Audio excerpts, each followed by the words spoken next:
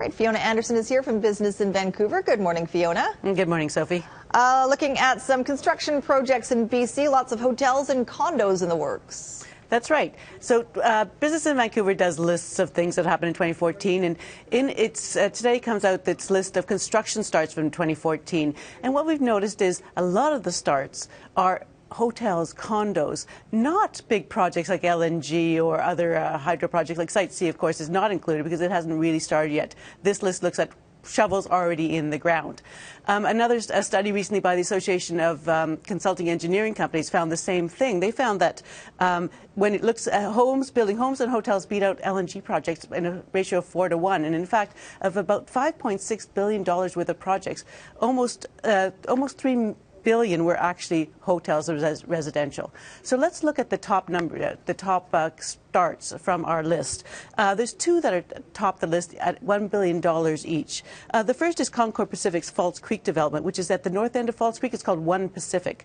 And it has 1,300 homes and 8 towers with some market units and social housing. And also up there is Tsawwassen First Nation mixed use development, which is near Roberts Bank. And it includes a hotel and 1,600 unit residential. So it's the two biggest. They both are hotel residential combined. Next up, then we get into the third and fourth, are then what we expect, sort of North Island hospitals. There's a new hospital in Comox and Campbell River, replacing the current hospitals there. That's a $605 million project. And then a hydroelectric run-of-river project for $420 million. So those are the first two sort of industrial or and non-residential. And then we look at rounding out just the top 6.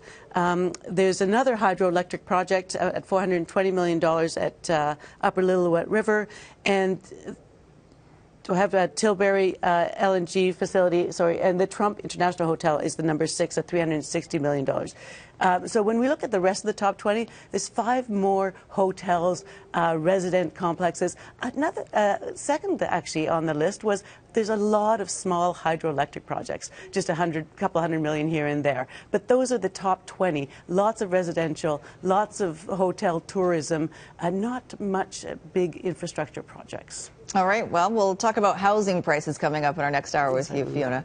Thanks very much. More business news can be found online at BIV.com.